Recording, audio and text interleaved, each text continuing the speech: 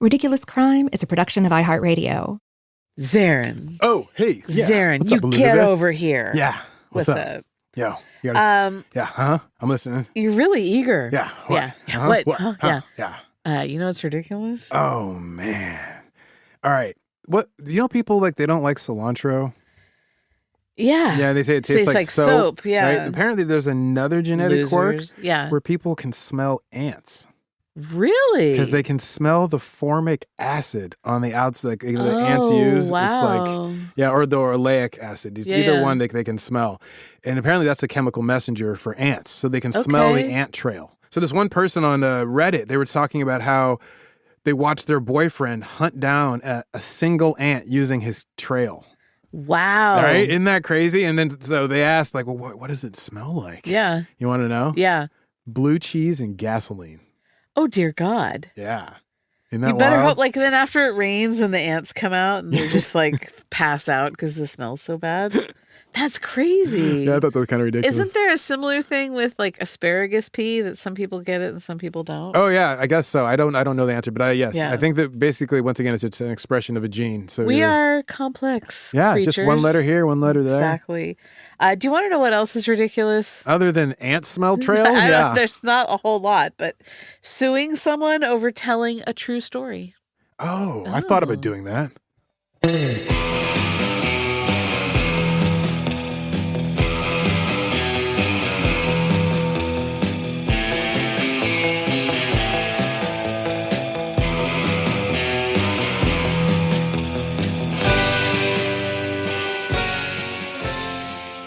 This is Ridiculous Crime, a podcast about absurd and outrageous capers, heists, and cons.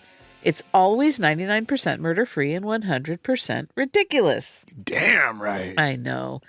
The story I have for you today, whoo, buddy. Like you listen to a lot of old radio shows. Yes, I do. I know you've mentioned that. Yes. Like as a way to escape the present. Yes, it helps with that. Yeah. Yes. So I was looking into crimes that would be in some way involved with old radio shows. What? Since I wanted to tell you something entertaining that would make you happy. Thank you. And I need to atone for telling the George Santos story. Mea culpa. So this is how I'm making it up to you and everybody else. I thought that was fun. I searched around and I found a radio adjacent crime. Really? And it wasn't on the radio, but it was involved with someone who was. Ooh. And this guy, he traveled in some of your favorite criminal underworld circles. What? Is it my birthday? I know I don't always treat you right, Dizzy, and times is trying. So this is my gift to you. Thank you. Today, I shall tell you the story of Julius Wilford Arnstein. Ooh, yeah. That's a name. Julius, born July 1st, 1879 in Berlin, Germany. What a time. Mm-hmm. So he's born into this Jewish family. Now, in 1879, the Jewish community in Berlin, they had this period of relative legal equality, but growing tension. Yes. So Germany had unified. Yeah, the German Empire has now become a thing. Yeah, 1871. Yeah. Jewish people were granted full civil rights under this new German Empire. Mm-hmm. But by 1879, when he's born, anti-Semitism is really on the rise. Oh, yeah. In fact, it was in 1879 that Wilhelm Marr coined the term anti-Semitism. Really? When he was founding the League of Anti-Semites. Wow. So he's pro. Yeah. So he's like, this is what we will be called. He named the people who were like, we're the haters. Call us this. Call us the haters. Okay. So all of that's going on. Julius's family is by the way. Right? It's like, we're out of here. Yeah, smart move. Immigrate to the United States. And they settled in New Jersey. And then upon arriving in the States, they made a big change. They decided to become Episcopalians. That's a heck of a big change. Like the whole boiled wool set. It's a big change. That's a big change. Sure. I'm guessing a survival method. Wow. Not uncommon to do that kind of thing, but what a culture shock. And a dietary culture shock. Oh my God. Culture shock everywhere, but yeah, just when you show up for a church event, you're like, what is this? What even is this? So Julius Wilford Arnstein eventually became Nicky Arnstein. Took the D out of the Arnstein. Okay. He picked up the nickname Nicky because he was riding bikes in these professional bike races and was really good at it. And he had nickel-plated bicycle spokes on his bike. So everyone started calling him Nicky. He's he's all Quicksilver and tweeds and a Newsies cap. And are they riding like penny farthing, like the big front wheel, little back wheel? Let's say they were on penny farthings, crazy. just haul and tail. Yeah. And nickel plated. I love this. Spinners on a penny farthing. He wasn't one for schooling. He went to the school of hard knocks. He got his education on the streets. By his early 20s, he had drifted into like the social circles of gamblers, swindlers, con men. Yeah. Just like we like him.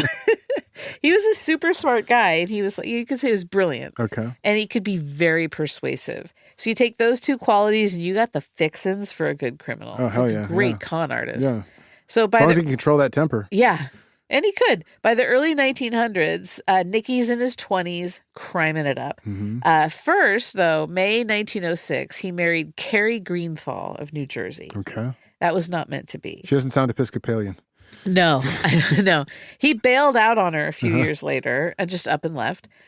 There's a reference to a Julius Arnstein in the St. Joseph News Press out of Missouri in 1910. Okay. And I don't think it's Nicky, but please indulge me while I read it to you, and we can muse on how far we've come /gone /evolved /devolved as a society. Oh, please. So the headline, spoke coarsely to women. Okay. This is the headline. Yeah. Justice Nyes finds Julius Arnstein for using rude language in a wire conversation.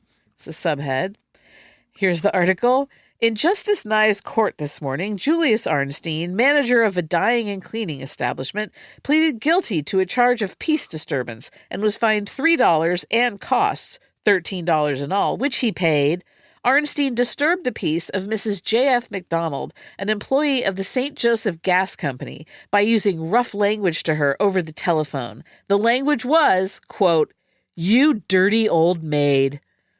Luke H. Moss, assisting prosecuting attorney, was in court at the time the plea was entered. He admitted to the magistrate that Arnstein was not charged with having used profane language, and that the words attributed to the defendant were merely coarse and spoken in an angry manner. They've got degrees of like criminal language. He got fined for saying you dirty old maid. And like you dirty old maid, like I gotta wonder is if you can write it in the paper, how coarse is the language? Right? Exactly. Well, it's not our Nicky, but they share a name, and I just was tickled by that. That's a fun side quest. And this guy who owns the dry cleaners, he pops up in all sorts of Midwestern papers as a little bit of trouble. Oh, anyway, so name confusion for you? It's just horrible and amazing. I love it and I hate it. Back to Nicky. Okay, so he's busy. He came up with a bunch of aliases, including Nick Arnold, Jules Arndt, and J.W. Arnold. He had developed this reputation in high society circles, both in the U.S. and in Europe, because he was going around posing as a gentleman gambler. And he was taking the steamer back and forth across the Atlantic? Wow. There's that luxurious environment on the transatlantic liners. And a lot of gamblers would just take it back and forth. Yeah, and we've seen it on we've talked about it before. Totally. You got these like violently wealthy travelers. They're looking for entertainment, amusements, on the long voyages. Characters. Yeah, Nicky rolls up. He's this sophisticated gentleman. Yeah. He's fluent in multiple languages. Oh, wow. He knows all the high society etiquette. Excellent. Smart guy. He had, observed. He was able to just seamlessly integrate into the social circles of his targets. And I think that there was maybe a part of the people that kind of liked the possibility of a gentleman thief in their midst. It's like you've stepped into a movie. Yeah, and they're thinking like they're not going to get taken for all that they're worth. Yeah, he's not going to pull a gun on them. And they're thinking it's probably not going to happen to me. It'll happen to another passenger. Sucker at the table. Yeah. Oh, the intrigue. Yeah. That's the entertainment. So I bet it'll be Sir Ralph. Yeah, totally. So his main cons were high stakes card games. Especially bridge and poker. And he would rig the games. Sometimes he had accomplices with him who would, pose as fellow passengers. And so Nicky would always come out on top. No one's the wiser. He's just a darn good card player, by Jove. So lucky, that Nicky. But he had other scams. He was known for seducing wealthy women. Ooh. Like widows and debutantes were his specialty. Oh, he worked both ends of the spectrum. Exactly, the mother maiden crone. He would feign romantic interest and gain their trust and affection, defraud them of their wealth. Classic. His charm, sophistication made him really effective at this. Sounds like it. And he's got this whole trail of just like devastated victims behind him. But what does he carry? He's Nicky. Lucky Nicky. He didn't just run these on ocean liners. He pulled cons in European casinos like London, Paris, Monte Carlo, like ooh la la, right? The fashion, the excess. Wow, can you imagine? So this is between 1909 and 1912. That's a good year's run. Right? Before World War I. In those times, he got arrested a bunch of times, but was never convicted. So his first documented arrest in Europe was in 1909. Dude, can you imagine just for a second robbing the wealthy in the last days of empire? Yes. In the Belle Epoque. And jazz exists, so there's like still some good music. Fantastic. And the fashion? Yes. Good God. So he's 1909, Monte Carlo, right? He's calling himself Jules Arndt. He gets arrested for swindling, other gamblers, gets released without formal charges. Next year, he's calling himself Nick Arnold. He gets pinched in London. He was doing con games, confidence games, Sure. A lot of forged checks and securities, Okay. which seem to be, we've talked before about these kind of things happening in London at that time. Yes. Once again, no conviction. 1912, he gets busted in Paris. He was calling himself Nicholas Arnoldstein then, and he got questioned, but they didn't have enough evidence, so they had to let him go. And then another thing happened in 1912, something magical. He met a woman. Yes. Fanny Bryce. Whoa. Yeah. Fanny Bryce, trailblazer, comedian, singer, actress, radio star. She spanned vaudeville, Broadway, film, radio, Bigger everything. than life. Yeah. Known for her zany humor, emotional depth at the same time. And she was like an icon of Jewish American entertainment and an inspiration for later female performers. Tons, yes. Yeah. So she was born in 1891. A direct line to Ethel Merman. Yes, 100%. As Fania Borak in New York City. She was raised in Brooklyn, grew up in a working class household. Nice. She left school in her teens. And then she changed her name to Fanny Bryce early on in her career to sound more American and appealing to mainstream audiences. You can remember it. Looks good on the poster. Exactly. So when she was only 16 years old, she started singing in burlesque houses and vaudeville shows. 1910, she joined Ziegfeld Follies. Oh, heck yeah. Yeah, which is, lavish theatrical review. Totally. And that made her a household name. So she's super talented. She could do comedy, parody. She also did these really heartbreaking torch songs. My Man was a tragic ballad that became her signature song. Okay. Secondhand Rose was a comic song that reflected her working class roots. Sure. So she played this funny, self-depreciating Jewish woman in a lot of her stuff, challenged beauty standards and high society because she would do these ugly duckling routines alongside all these really gorgeous, glamorous chorus girls in the Follies. Of course. Audiences loved her. Yes. She's, so relatable. In the 1930s, she reinvented herself again on the radio as Baby Snooks. Oh, yes. This bratty but lovable child character. So the Baby Snooks show became a national hit, ran from the late 1930s until when she died in 1951. I should say that I often refer to my dogs as Baby Snooks. Do you? When I'm telling them how precious they are. A thing I realized I picked up from my grandma, who would call the family dogs Baby Snooks when they did something dingy and a little annoying but cute. Okay. So when I was reading about this, I was like, I just was saying to the dogs, they're like, So Baby that's Snooks. where that comes from. Yeah. So Nicky met Fanny and they fell in love. Oh, I love this for them. In fact, that song, My Man, she wrote about Nicky. What? Yeah. Nicky told her he was a professional gambler. The night she met him, she later told her biographer she thought, did I get born? This was new life. She's like, I'm show folk. I don't care that you're a gambler. Yeah, exactly. They met in 1912. They didn't reconnect again until 1915. And that's when they got together officially. And she moved in with him in New York. He, at that point, had a reputation as a charming gambler, con artist. But like he's 11 years older than she was. Okay. Super cultured and confident. And he had this like European flair. Yeah, he's very much a sophisticate. Exactly. And he portrayed and intelligent too. He made it look like he came from an aristocratic background. Yeah, super, super intelligent. And this is the era where you could legitimately meet counts and dukes and viceroys or whatnot. And people kind of warned her, and she just was ignoring that. She once reportedly said, quote, "He may be a crook, but he's the only man I've ever loved." So, we can't forget about the crook part, though. Oh. That's still going on. So 1915 is the start of their relationship. Nicky gets busted. Oh, no. He'd been involved in a wiretapping scheme to facilitate stock fraud. Okay. And at the time, he was associated with the Gondorf gang. Yeah. And if that sounds familiar, it's because they were portrayed in the movie The Sting. So, we've been talking about it. We need to do an episode on this one. So Charlie Gondorf was originally from New York, but in the 20s was working as a bartender in Atlantic City. And that was his con playground. Yes. So he and his brother Fred, they were kings of the cons there. Okay. They specialized in wire frauds at the time. University of Louisville, Kentucky linguistics professor David Marrer, he wrote a book called The American Confidence Man, which was later republished as The Big Con. And it's mainly about kind of the language and lexicon of it all. Yeah. So in it, he wrote, You've cited that book before. Yeah. Quote, "Training and experience are, of course, important, but without grift sense, they count for little, as can be seen from the Gondorf family. Two of the brothers, Charlie and Fred, were rated at the top of their profession, while brother George, who worked under the very best tutelage, never succeeded. George was always a blank as a grifter," said a former roper for Charlie. "His brothers were tops, but he just didn't have the grifting sense." So we see this of you got to have all the elements coming together. You got to know people. That's just straight up. And you got to be able to be charming so that people like you, but also can forget you. And just convince them. It's a hard line to walk for a lot of people. It really is. As an aside, when Gondorf was in Atlantic City, Nucky Johnson was in charge there. Yeah, your boy. I know you've been watching Boardwalk Empire with the Nucky Thompson character. I thought you'd get a kick out of that, too. I did, yeah. No, that was for your recommendation. Great show. So the Gondorf gang, they had all these swindling activities. And the scheme that Nicky got wrapped up in was, this wiretapping to get confidential information to exploit and manipulate stock transactions. So Nicky gets tried, convicted, and then sentenced to serve 3 years in Sing Sing.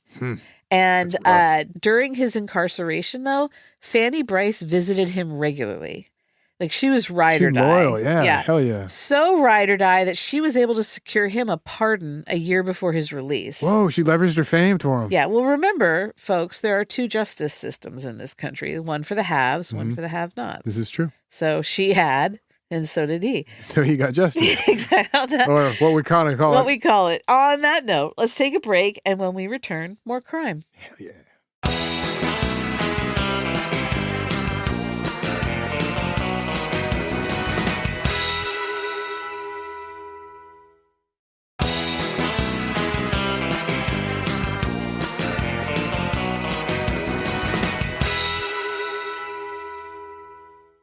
Zaron.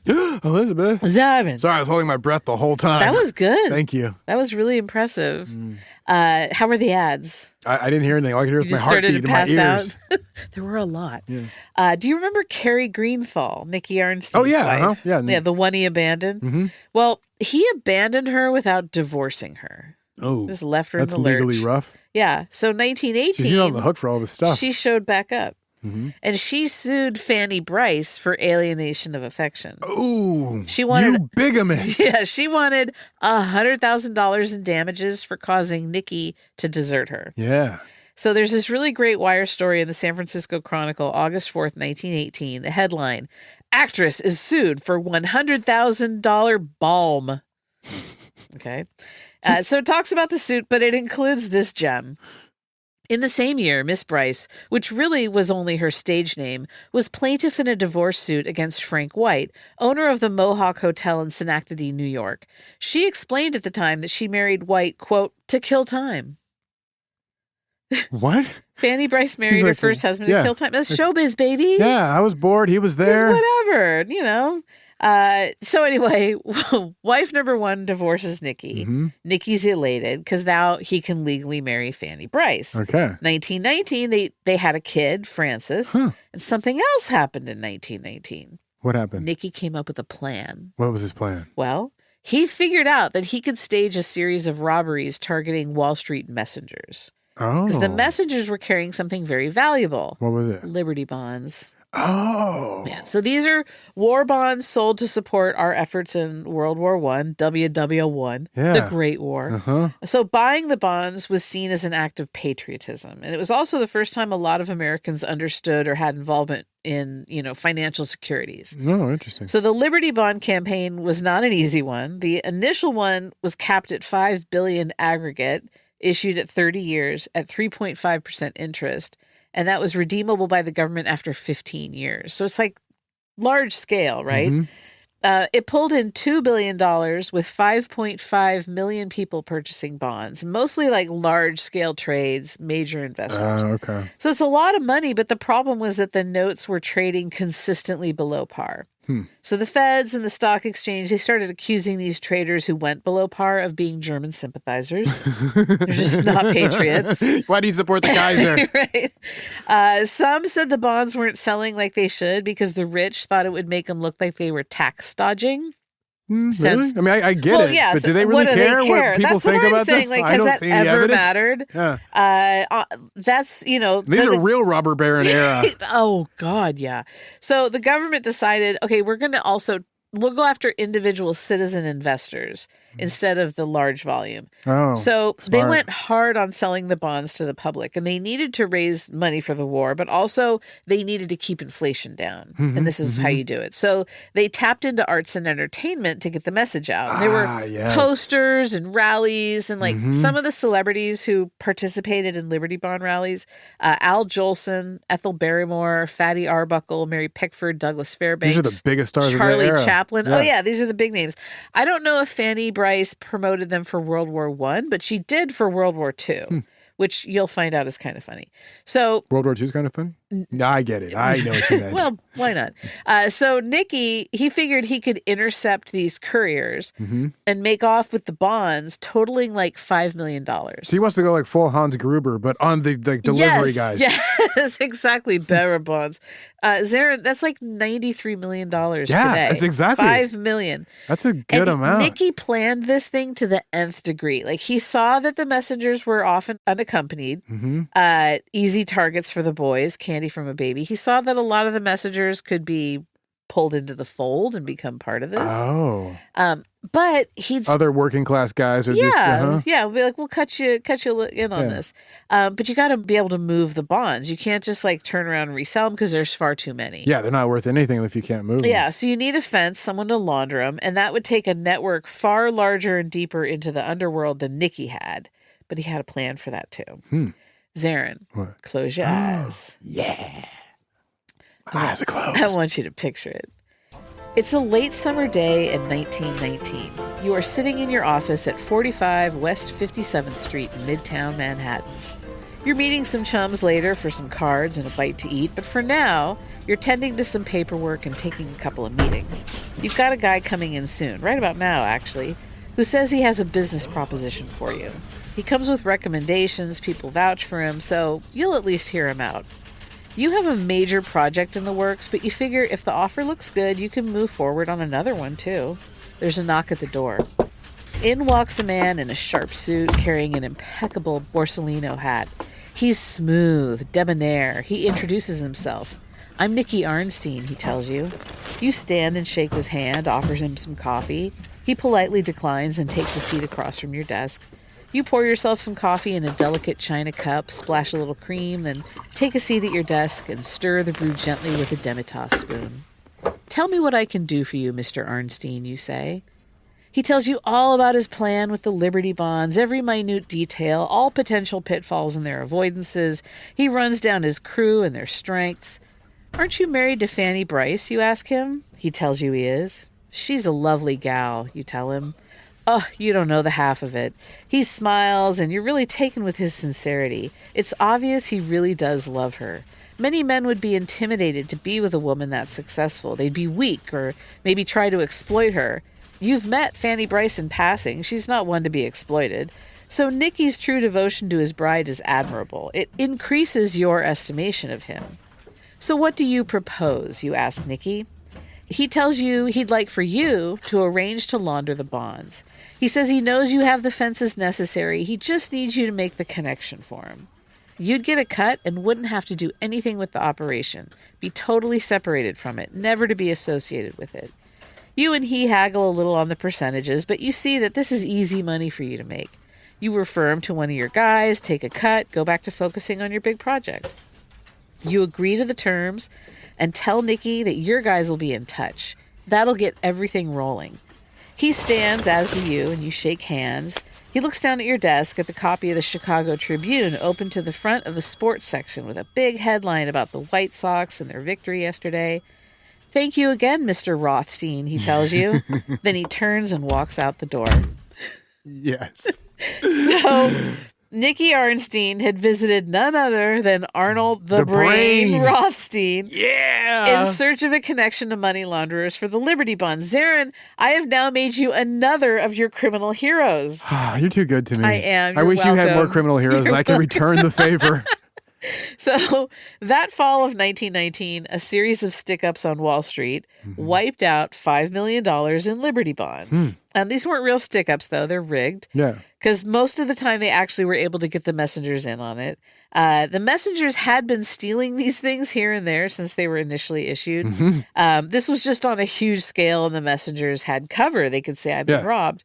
Arnstein and his crew passed the bonds along to the fence that was organized by Arnold Rothstein. And of course, I can't believe he got in on this, but I guess it's guaranteed money. It was guaranteed money, and so, he thought, he's the brain. I have he's no not going to say no. Yeah, and he thought all these things out. He was so careful. So the bonds aren't exactly traceable, but there are a lot of moving parts and a lot of peripheral crew members. So pretty soon the feds were on the case. Don't forget, as all of this is going on, Rothstein's embroiled in the 1919 World Series scandal. Yeah, he's got problems. Got a lot going on. Judge Kennesaw Mountain Land is coming for him. Exactly. So I won't go into the details on that since I think you should do an episode about it. But let's whole 19? Yes. Why haven't I ever thought that? I don't know, but let's just say there's a lot of heat. Rothstein didn't need this. I will say, though, that he was never officially connected to the Liberty Bond thefts, at least during his lifetime. So law enforcement, they started picking up members of the crew one by one. And these are big dogs, like lawyers and stuff like that. This is a high-level operation. Nicky wasn't about to get pinched, so he went into hiding. And for the most part, it looks like he bounced around between Pittsburgh, Cleveland, various Canadian cities. But, it was getting too hot. He didn't choose to go back to London or Paris. He's like, I'll go to Pittsburgh. Yeah, exactly. No one will look for me in Pittsburgh. Why not? So on May 15th, 1920, Nicky arrived in New York on the 9 a.m. train from Pittsburgh. He was driven up to 90th Street, where he picked up Fanny Bryce and his lawyer, William Fallon, who also happened to be Arnold Rothstein's lawyer. Then they drove down Fifth Avenue, passed through long lines of policemen who were gathered for a parade. And the car swung past Union Square. Nicky tipped his hat to police officials that were gathered on the grandstand that was set up so that they could watch this parade. Sure. Nicky's one of the most wanted fugitives at this point. Yeah, and he's tipping his cap to the captains of They drove the car twice around the courthouse. In case anyone missed him. Well, people still aren't recognizing him, right? Until the clerk of courts finally sees him. News spreads rapidly that, oh my God, Nicky Arnstein's here. This large crowd gathers. Nicky and Fanny get out of the car, pose for photographs. Then he and Fanny strolled into the DA's office and he surrendered. Nicky refused to make any statement to the press. I'll talk tomorrow, he said. Fanny said, I'm the happiest woman in the world, and then stood there striking poses. So Nicky was, like I said, he's one of the most wanted fugitives in North America at this point. Authorities had been tailing Fanny Bryce, searching her home. They monitored all of her activities. And eventually the Manhattan district attorney offered Nicky a deal. If you surrender, we'll give you a reduced sentence upon conviction. They set his bail at $75,000. By the way, I'm picturing this as young Elliot Gould and young Barbara Streisand. Oh, that's good. And it's just, they're killing it. I love it. Yeah. I love this movie. So the trial, they moved it to Washington, D.C., where federal charges carried a maximum 2-year sentence as opposed to the harsher penalties under New York State. Despite the defense's efforts, Arnstein's convicted of conspiracy to sell stolen securities. He gets 2 years. On May 16th, 1924, he started serving his sentence at Leavenworth Federal Penitentiary. Fanny was supportive. She visited him regularly. She went out to Kansas. Wow. She was a ride or die, remember? Yeah. And she'd had their second kid between his surrender and when he actually had to ship off to prison. Okay. On December 22nd, 1925, Nicky got out a little early. So time off for good behavior after 18 months of shoveling coal and ashes in the prison power plant. Oh. Isn't that horrible? That's a rough one. That air you're breathing. Yeah. So the headline in the Buffalo Courier read, Nicky Arnstein given freedom as Christmas gift. Fanny Bryce now believes in Santa Claus. Okay. All right.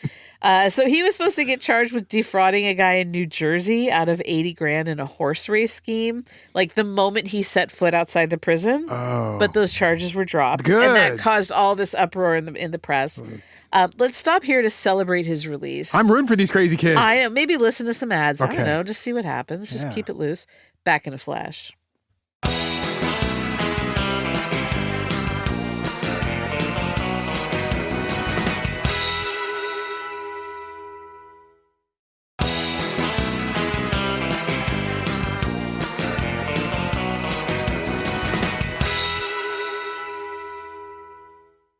Nicky Arnstein. Yes. Zaron Burnett.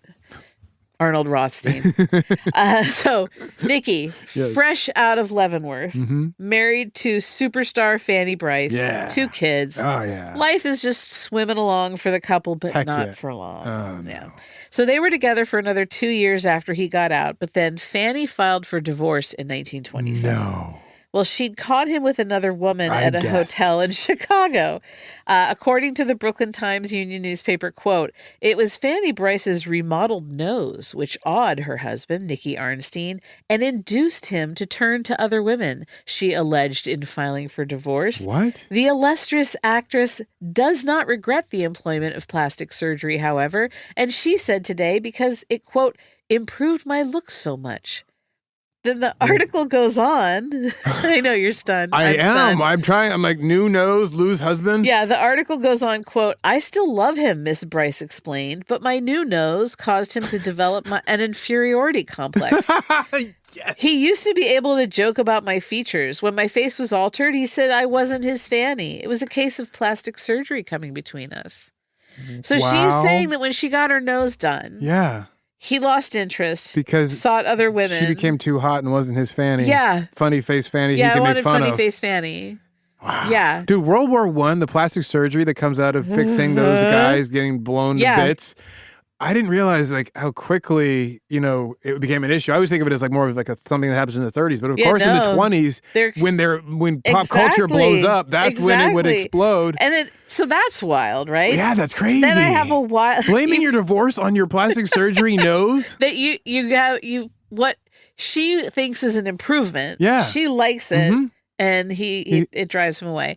And then she doesn't blame him for cheating. She blames the nose. The nose, but she doesn't regret it. Yeah. It's a very strange. Huh. I think adultery would have been a stronger claim. I would go with that. Yeah, What's wilder than that is this exchange in court. Mm-hmm. The judge asked her how she planned to support her 2 kids without a husband. And the new nose. He's like, how? How are you, a single mother, going to support these kids? She's like, I work, is what she said. And then, quote, what is your business or profession? He asked. So I think he's a little out of touch because Fanny is taken aback. So all she says is actress. She's thinking, like, don't you know who I am? Yeah. He's like, I don't know. With the nose, I don't know. I don't recognize you. He says, how long have you been engaged in this profession? Like he's asking one of the biggest celebrities at the time. She said, oh, Judge, about 20 years. And then he said, do you contemplate any trouble getting engagements? So she said, who can tell? The fickle public, And she says it laughing, but apparently she was holding back tears because the whole thing was just too much. I love that the judge didn't care that her husband was a convicted felon with no job. Totally. Right? But how is she going to make How are deal? you going to do it? Yeah, fantastic. So remember how I said that the Liberty Bonds thing didn't come back on Rothstein while he was alive? Yes. Well, the brain went to the great beyond rather violently in 1928. Very quickly, yes. In May of 1929. He didn't even make it to the Wall Street crash. No. One of the people who I would have loved to have seen what he he did. Yeah, exactly. Yeah. So May of 1929, Eugene McGee, who was a disbarred lawyer, he got charged with criminally receiving those stolen Liberty bonds. So this is the offense. He testified that the bonds were given to him by Arnold Rothstein, who's now deceased, so why not put it all on him? So McGee and this guy James Osborne, who is the nephew of a former DA, they were on trial in connection with the bonds at like $140,000 worth of them, stolen from a messenger from this brokerage firm, Taylor Bates and Company. So the messenger got tried for the theft and was acquitted because they realized, like, no, he wasn't in on it. Victim of a stick-up. Yeah. Lawyers for the brokers asked Nicky Arnstein for help in their search for the bonds. The messenger that they sent to find him talked with Fanny Bryce, and she sent her lawyer McGee to see what they wanted with Nicky. Okay. And McGee's like, yeah, I can help you get the bonds back. And then he sends his associate Osborne to go get him. So Osborne gets a $16,000 reward that he turned over to McGee, and he got $500 for his part in this whole thing. The broker's lawyers, after paying the reward, put the whole matter before the DA. Osborne and McGee are indicted. So Fanny took the stand. Yeah. She showed up with her current husband, Billy Rose, a songwriter. Oh, yeah. Yeah. So she said that she sent McGee to the broker's lawyer on the instruction of Nicky, who she had called by long distance to Chicago to say, lawyers are looking for you. I mean, it just gets all, complicated of who owes who money. Is she loyal and tries to protect Nicky at this point, or is she kind of like hurt and wants to just like be clear of the matter? And just says what she knows. She just says what she knows. Okay. Yeah. She's not really turning it up to kind of get him busted. Sure. But yeah, I figured she's not doing that. But yeah. A few days, so McGee, he's on the stand, right? He says, quote, "A few days later, I went to see Arnold Rothstein and asked him if he would try to locate the securities. He replied he wouldn't touch the business for $1 million. He said the matter was sure to come before the district attorney, and he said he could see what he would do. A few days later, he told me he thought he had a line on the securities." So poor Rothstein. Yeah. So McGee said that Rothstein finally let him know that he'd bought the bonds back. McGee got them from Rothstein, gave them to Osborne, blah, blah, blah, goes back and forth. So had Rothstein been alive, this would have been a very sticky, bad situation for him. Yeah, he would have been having to flee the country. But I also believe that if he'd still been alive, these guys wouldn't have said a word. That's what my thought That's is. the thing. Yeah. They're only talking because he's you can pin it all on him. So, yeah, and around this time, right? And make him the mastermind, too. Yes, exactly. And he's the big bad. In all of these stories, he hovers over as the big bad. Constantly. And it's really interesting to see that thread in all the newspaper pieces. So what's Nicky up to right now? Yeah, what is Nicky up to? God knows what. So he pops up in the papers, but it's pretty much for always not being charged in connection with some crime. Oh, like all of his associates would be, but he wasn't. He just has name value now? Yeah, they just bring him in? They throw his name into every piece. Yeah. And I'm not sure if he was like good at getting out of jams or if he wasn't running with that crowd anymore. Things changed in 1930. Okay. That's when it came out that the year before, 1929, he had remarried. The Brooklyn Daily Times ran a story proclaiming Nicky Arnstein, who combines all the tender arts of love with the more practical art of winning huge stakes in transatlantic liner crooked poker games, has been married to a $2 million heiress since last fall, it was reported today. Arnstein, one-time husband of Fanny Bryce, the Broadway stage favorite, married Mrs. Isabel McCullough, formerly the wife of a Chicago promoter in Quebec, on August 18th, according to the Daily News. At the time, the news said he paid more than $1,000 to suppress reports of the marriage. Now comes the word that the smiling Nicky is married to Mrs. McCullough, whose father left her $2 million. Oh. They had met again in Florida, where Nicky learned that Mrs. McCullough had divorced her husband. The couple are living in the exclusive Sutton Place district, where Ann Morgan and the Vanderbilts make their homes. Okay, so he's still finessing widows. Oh, yeah, and he upgraded his circumstances. He took his old skills. Yeah. Put him right back. Work. He still got it. You don't forget how to ride a bike. Apparently not. So he can ride a unicycle backwards. Penny farthing. All during the 30s, like he tried to straighten up and fly right. Okay. So he's got money now. Why wouldn't he? Yeah, he looked for legitimate work. Like he tried his hand at advertising in Manhattan. Okay. He tried to run an air conditioning business in L.A. Okay. But it's the Depression. Yeah, it's not the time. Not the time. And he's married to an heiress, and they live in a mansion in Pasadena. But like a man's got to have something to do all day, right? He gets bored. So then in 1939, a movie came out, Rose of Washington Square. Never heard of it. Me neither. It starred Alice Faye. I love her. Tyrone Power. I know him. And Al Jolson. Okay. No, nothing against Al. I know there's all the stuff with blackface, but yeah, he's a heck of an entertainer. I'll give him that. So it takes place 1920s New York City, and it's the story of a singer named Rose Sargent and her rocky relationship with a con artist named Barton DeWitt Clinton. Oh. And his criming threatens her success in the Ziegfeld Follies. Yeah. Does that sound familiar? Totally. So Rose of Washington Square was one of Fanny Brice's signature songs. Okay, so it's just Fanny Brice and Nicky's story. Was livid. Because he didn't get a cut? No, he sued 20th Century Fox. He said it was a violation of his right of privacy. He wanted $400,000 in damages. And he's like, yeah, you know what? I have been convicted of crimes. I've done 2 stints in prison. But at that point, he said he was leading, quote, an exemplary, honorable, and righteous life, remarried and established a home. And so he said that with the production and the release of the movie, that memories had been revived in the public mind, and now he didn't have the quiet, secluded life that he had really carefully crafted. Yeah. He said it wasn't just that the movie was based on his life, but that it went out of its way to make him look like, quote, a thief, a coward, a weakling, a confidence man, and a swindler. And besides, depicts him as a faithless and deceitful husband. Which is pretty spot. I think he just didn't like the portrayal, but maybe not the details are the problem. Yeah. It's like, okay, I did all that stuff, but that's not how I did it. Tyrone Power just did not nail it the whole time. So he wanted $150,000 for violation of the rights of privacy, $150,000 for libel, and $100,000 for use of material from his life without permission. $10,000 for the constant sweaty face performance of Tyrone Power. He also wanted an injunction to prevent the further showing of the picture.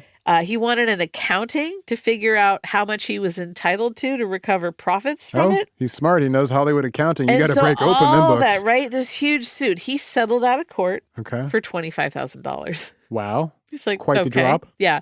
So Fanny Brice, as I mentioned, she passed away in 1951, just shy of 60 years old. She'd been living in Holmby Hills, L.A., so they're not too far from each other. Yeah. Rose of Washington Square wasn't Nicky's only depiction on the silver screen. Really? In 1964, the stage musical Funny Girl opened on Broadway, and it was produced by Fanny and Nicky's son-in-law, Ray Stark. Wait. He was married to their daughter, Frances. So their other kid, William, he went on to become this really well-regarded abstract painter. So anyway, Funny Girl. Interesting. Ray Stark, initially, he set up an authorized biography of Fanny Brice. She had recorded for him all these anecdotes and stories about her life. Wow. And it was written up, but she didn't like the end result. Okay. So Stark, he had to kill the project. That cost him a ton of money. And then he went through 11 different screenwriters. That's how it goes. Trying to find someone who could produce a screenplay that would work for everyone involved. Where is the magic? Yes. So they finally landed on one that worked. Columbia Pictures offered him $400,000 plus a percentage of the gross for the script. That's huge. Heck yeah. But then Mary Martin, actress, singer, Rodgers and Hammerstein muse, she suggested it could be done as a musical on the stage, not a movie. Oh. So Stark goes to famous composer and lyricist Stephen Sondheim to compose the score. Smart Sondheim choice. apparently said, I don't want to do the life of Fanny Brice with Mary Martin. She's not Jewish. You need someone ethnic for the part. It's true. So Martin dipped out. There was a lot of back and forth. Anne Bancroft was attached to it for a while, and that didn't work out. Okay. They were going to go with Edie Gourmet. Well, but she wouldn't do it. She would unless Steve Lawrence was involved. She would only do it if Steve Lawrence was cast as real? Nicky, 100%. Oh my God, I was kidding. No, she was not. She was like, I won't do Steve it. And Edie. Steve's got to be Nicky. Where's Steve? They said, okay, absolutely not. Yeah, they're like, we do not want Steve and Edie. Then they tried Carol Burnett. Okay, and she said, I'd love to do it, but what you need is a Jewish girl. She's like, I'm not Jewish. Yeah. So finally, they called in the big guns. Before she was the big guns, Barbara Streisand. Oh, girl. Boom, sold. Yes. So in the musical, Nicky is found guilty of embezzlement. He's never been married to anyone but Fanny, and he serves only one prison sentence. No, they simplified the narrative. Yeah, but play is a huge success. And then it gets made into a movie in 1968 with Babs and then Omar Sharif as Nicky. Wow. We will never know what Nicky thought about being played by Omar Sharif. I would say it's a flattering honor. Yeah, I would too. Because Nicky passed away October 2nd, 1965 in L.A., buried under the name Jules Arnold. Yeah, so Zaron. His choice, I'm assuming. Yeah, his choice. Yeah. What's your ridiculous takeaway? Wow. So this was somewhat responsible for Barbra Streisand becoming a film star. Yes. I love that there's a direct Fanny Brice to Barbra Streisand line. Well, it's Funny Girl. Yeah, but I mean, like, that she could propel Barbra Streisand's success after, like, how far? How about a direct line from Arnold Rothstein to Barbra Streisand? There's that as well. Arnold Rothstein to Omar Sharif. Yes, there's a lot of direct lines in this one. We're connecting threads that normally are never connected. A nickel-plated penny farthing to Stephen Sondheim. Wow. I can do this all day. You're killing it. I'm so good at this. What's your ridiculous takeaway, Elizabeth? I was so tickled to have stumbled upon something that had all the things you love. I do, down to the nickel-plated farthing. And I like that I got to tell you instead of you telling me. That was really fun. So thank you. You know what I think we need, though, is a talkback. David? Yeah. Talkbacks. Oh my God, did he just say that? OMG.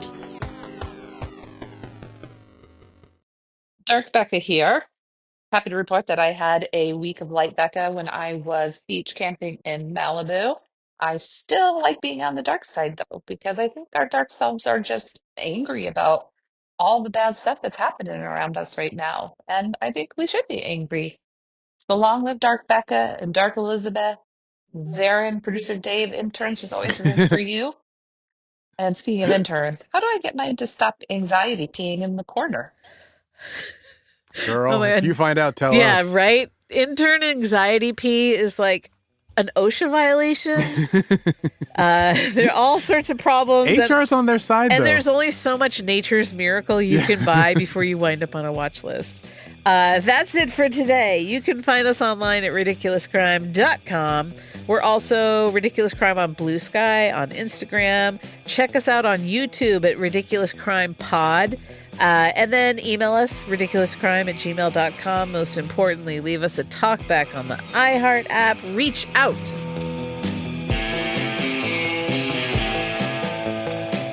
Ridiculous Crime is hosted by Elizabeth Dutton and Zaron Burnett. Produced and edited by Funny Boy, Dave Kustin. Starring Annalise Rutger as Judith. Research is by Best Actress in a Musical, Marissa Brown. The theme song is by Burgled Messenger Boys, Thomas Lee and Travis Dutton. Host wardrobe is provided by Botany 500. Guest hair and makeup by Sparkle Shot and Mr. Andre. Executive producers are the leggiest gals in the Ziegfeld Follies, Ben Bolin and Noel Brown.